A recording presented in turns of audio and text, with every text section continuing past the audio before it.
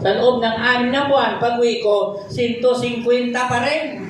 Hindi na dagdagan, hindi naman nabawasan, kapatid ko. Bakit? Ni 5 wala man nabigay sa kanang love offering doon, mga kapatid. Ang ulam namin madalas doon, isda na aliw, yung lumilipat. Kaya paksiw na aliw, iniyaw na aliw, sinabawan na aliw, daing na aliw. Kapag dumigay ako, puro aliw ang lumalabas, mga kapatid ko. Bakit? Walang ibang ulam kundi aliw. Praise the Lord. Doon sa pinuntahan ko, walang kuryente. Pagdating ng gabi sa chapel ng gawain. So, lampara ang nakalagay sa loob ng sa tagiliran ng chapel. Pagtapos ko magsalita, pag ginaganyan ko ang ilong ko, maitim niya mati ko. Bakit? Puro lampara ang nakapaligid, mga kapatid.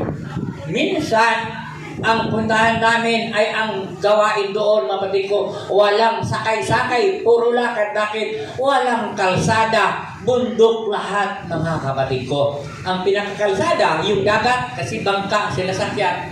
So, mga kapatid ko, sabi ng choir sa akin, Sir, uwi ba tayo sa opisina? Paano tayo uwi? Ang daming NPA. Grabing NPA doon, mga kapatid ko.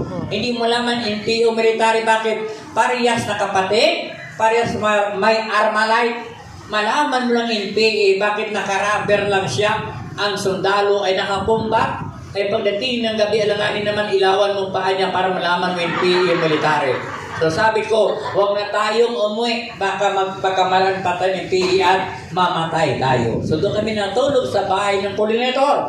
Habang kami sa bahay ng coordinator, may lampara sa kusina, dalawa sa sala, may isa doon sa kwarto kong lampara, may isa din sa kwarto ng mga choir. Habang nagkukwentuhan kami sa kabila sila, kasi kawayan lang ang division. Kawayan bang pinaganyan-ganyan lang. So nagkukwentuhan kami doon sila. Doon naman ako sa kabila, sa kwarto ko. Habang nagkwentuhan kami, nakalimutan namin patayin ang 6 na lampara, mga kapatid ko. Pag-ising ko kinabukasan, pagdilat na mata ko, parang madilim ang paligid mo. Bakit madilim? Pag ganyan ko ng damit ko, puno ako ng usok, mga minamahal, kapatid.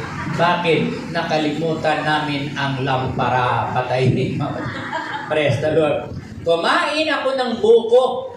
Kumain ako ng buko na